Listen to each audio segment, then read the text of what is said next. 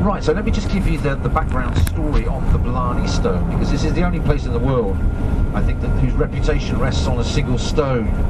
And the story goes back to the 16th century, the end of the 16th century, during the Elizabethan Wars, when the English troops under Elizabeth were trying to control down here in the southwest.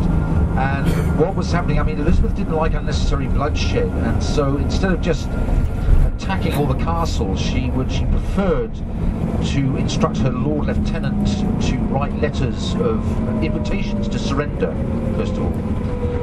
Now, the dominant clan, or one of the dominant clans in County Cork, is the McCarthys. Plenty of famous McCarthys. Not on the US side anyway, so their origins were down here in the southwest. Anyway, this was Dermot McCarthy, was the lord of the castle at Blarney, and he received this letter requesting him politely to surrender his castle to the English. So this threw him into a huge dilemma. What would he do? You see, so he went down into the castle grounds, or the demesne, as the old Irish word is. It's spelled D-E-M-E-S-N-E, demesne, means the castle grounds. And he's wandering up and down, muttering to himself, what was he going to do, what was he going to do? And suddenly the Queen of the Fairies appeared before him. She said, "Dermot, what is your problem?" And he told her the situation, that he was going to have to lose his castle, and what would he do, you know, and how could he write, you know, how could he sort of like put off this occurrence, you know, this act. And so she said, "Fear not, Dermot," she said, "go home and sleep well, and at dawn tomorrow come back here to the same place, and you will find a stone," she said. "Kiss it and all your troubles will be over." So that's what he did. He went back, had a good night's sleep, got up early in the morning and went back down there, and sure enough there was this big stone lying there. And he kissed it, and suddenly there was no stopping him. He was just, as they say, he could suddenly talk the hind legs of a donkey, or he could talk the noose off his own neck, as the Irish expression has it. And so he started producing these very eloquent letters of reply. Of course he would surrender his castle, but it wasn't possible just yet because he had this and this reason and so on.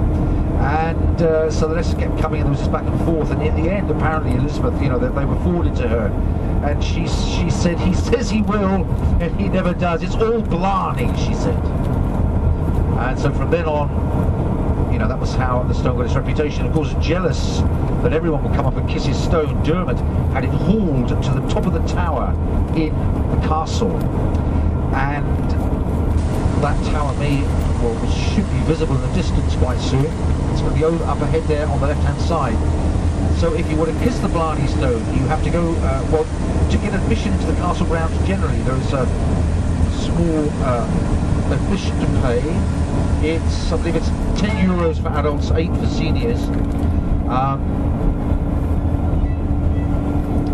And then you go up, and when you make your way to the top, you have to actually lie down on your back, and someone supports you, and you bend your head back because it's mounted into the wall vertically.